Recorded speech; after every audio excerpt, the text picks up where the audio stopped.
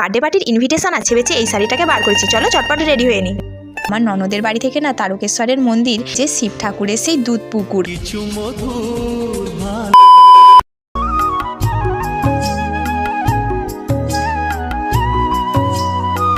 Hello বন্ধুরা, good morning. কেমন আছো তোমরা সবাই? আশা করি সবাই সুস্থ আছো, ভালো আছো, আর আমিও সুস্থ আছি, ভালো আছি। আজকের সকালটা একটু অন্যরকমভাবে শুরু করলাম, আর সৌরভ সুস্মিতা লাইফস্টাইল চ্যানেলে তোমাদেরকে জানাই স্বাগত।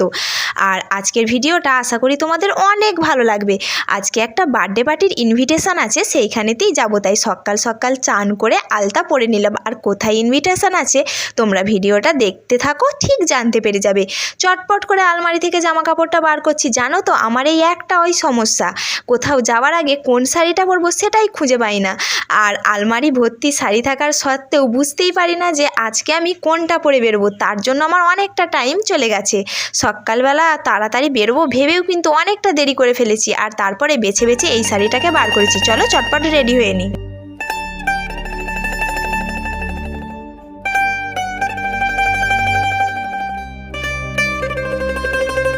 তোমরা যে দেখলে ভিডিওতে আমি প্রথমে এই শাড়িটার সঙ্গে যেই হার কানেরের সেটটা বার করেছিলাম, তারপরে ভাবলাম যে না থাক, ওইটা আমি আর পরবো না। আসলে আমার এই শাড়িটার সঙ্গে অনেক দিন ধরে ইচ্ছা ছিল এইরকম হালকা ধরনের কিছু গোল্ডেন কালারের জুয়েলারি পরার, আর তার জন্য আমি এই জুয়েলারিগুলোকেই পরলাম। আর এইভাবেই আজকে সাজগোজ করে এইভাবেই রেডি হলাম। তা আমাকে কেমন লাগছে তোমরা কিন্তু একটু কমেন্ট করে জানিও। আর আমার বরমশাই অনেকক্ষণ থেকে রেডি হয়ে কিন্তু দাঁড়িয়েছিল আমার জন্য। আমার রেডি হতে অনেকটা টাইম লেগে গেছে, তাই দেরি হয়ে গেছে বলে চটপট করে আমিও নিচেই নেমে এসে বেরিয়ে পড়লাম। আর রাস্তায় যাওয়ার সময় একটা গিফট শপ থেকে কি গিফট নেবো বার্থডে গার্লের জন্য সেইটাই ভাবছিলাম। আর একটা গিফট শপে ঢুকেও পড়েছি। একটা গিফট আমার দেখতে পাচ্ছ নেওয়াও হয়ে গেছে। এইবার পালা মিষ্টির দোকান থেকে মিষ্টিটা কিনে নেওয়ার, তাহলেই ব্যাস এবার সোজা রাস্তা চলে যাব। মিষ্টির দোকান থেকে চটপট করে মিষ্টিটা কেনাও হয়ে গেছে, দেখতেই পাচ্ছ। আর আমাদের বাড়ি থেকে আমার ননদের বাড়ি যেতে প্রায় 1 ঘন্টা লাগে। আর এই 1 ঘন্টার রাস্তায় এসে আমি কিন্তু একদম ক্লান্ত হয়ে গেছি, ঠিক যাকে বলে আধমরা ধাতছাড়া হয়ে যাওয়ার। তাই চুপটি করে এসে বসে পড়েছি। আর ওদিকে সবাই রান্নাবান্নার কাজে ব্যস্ত। খানিকক্ষণ রেস্ট নেওয়ার পরে ভাবলাম যাই একটুখানি তারকেশ্বরের মন্দির থেকে ঘুরে এসি। তা এ বাবা, তোমাদের তো বলাই হয়নি, আমার ননদের বাড়ি থেকে না তারকেশ্বরের মন্দির মাত্র হেঁটে গেলে 5 মিনিট লাগে। তাই আমার ছোট দুটো ননদকে সাথে নিয়ে আমি বেরিয়ে পড়েছি তারকেশ্বরের মন্দির ঘোরার জন্য। এই আমার বড় ননদের বাড়ি যতবার আসি ততবার না আমি তারকেশ্বরের মন্দিরে ঠিকই ঘুরে যাই। আর এই যে দেখতে পাচ্ছ এইখানে গাছে না খুব সুন্দর ফুল হয়েছিল। ঠিক ফুলগুলো ধুতরা ফুলের মতন দেখতে, কিন্তু ধুতরা ফুল নয়, একই কিন্তু দেখতে। আর ভাবছিলাম তো ফুলগুলো চুরিও করি, কিন্তু এত উঁচু গাছ তাই আর পারতেও পারলাম না। আর এই যে তারকেশ্বরের মন্দিরের সামনের রাস্তাটা, চটপট করে কিন্তু আমি ওদের সঙ্গে পা চালিয়ে হাঁটছি। আমি না হাঁটতেও পারছি না তাড়াহুড়ো করে। আর সেই অনেক ছোটোবেলায় আমার বাবার সঙ্গে আমি তারকেশ্বরের মন্দিরে এসেছিলাম। আর তখনই শিবের যে মন্দিরের ভেতরে যে শিবের ঠাকুরটা না আমি তখনই দেখেছিলাম, তারপর থেকে আর কখনো দেখা হয়নি।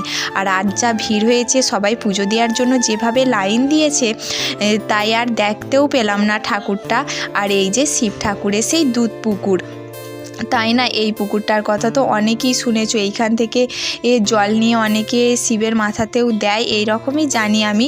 তা আমার ননদরা বললো, বৌদি যখন এসেইছো তখন একটুখানি জলে পা ডুবিয়ে নাও, ঠাকুরের পুকুর তো তার জন্য। আর এই যে চারিদিকে অনেক মেলা বসেছে, মেলা নয় এগুলো, ঠিক এই দোকানগুলো তো সারা বছরই এখানে থাকে। আর আমার বরবাবুর ইচ্ছা হয়েছে আচার কেনার, আর ও আচার খেতে খুব ভালোবাসে, তাই দেখছিল কোন আচারটা নেবে না নেবে। আমার আবার এইসব আচার টাচারের ব্যাপারে একদম আমার খুব একটা আগ্রহ নেই। তাই আমি এইখানে ঘুরে ঘুরে সমস্ত ঠাকুরের ছোট ছোট মূর্তি, দোকান এইগুলোই দেখছিলাম। আমি কিন্তু কিছু কিনিনি তেমনভাবে, শুধু একটু ঘুরেই দেখলাম। তারপরে এই যে বাড়ি ফেরার পথে আমার বাবুসোন আর বায়না আইসক্রিম খাবে, আইসক্রিম আসছে। আর এই যে বাড়িতে এসে আমরা কিন্তু বার্থডে গার্লের জন্য ডেকোরেশন করতে বসে পড়েছি। চলো তোমরা দেখে নাও একটু। কিছু হাসি, কিছু আশা, কিছু মধুর ভালোবাসা, কিছু হাসি, কিছু আশা, কিছু মধুর ভালোবাসা ছুঁয়ে যায় আজ মন। সবাইকে কেকটা আমরা ভাগ করে করে দিয়ে দিলাম, আর নিজেরাও কেকটা কিন্তু খেয়ে নিলাম। আজকে পেলাম 2 হাত ভরে, যা ছিল স্বপ্ন আমার। তোমরা সবাই ওকে অনেকটা আশীর্বাদ করো, ভালোবাসা দাও, ও যেন অনেক বড় হতে পারে। আর এই যে আমরা এখন লাঞ্চের জন্য বসে পড়েছি, চটপট করে খাওয়া দাওয়া করে আবার বাড়ি বেরোতে হবে, অনেকটা বিকেল কিন্তু হয়েও এসেছে। আর ভিডিওটা ভয়েস ওভার দিতে গিয়ে আজকে আমার একটুখানি অসুবিধা হয়েছে, কোনো ভুল ত্রুটি হয়ে থাকলে তোমরা আমাকে একটুখানি ক্ষমা করে দিও। আর এই যে চটপট করে খাওয়া দাওয়া করে বাড়ি বেরিয়েও পড়বে এইবার।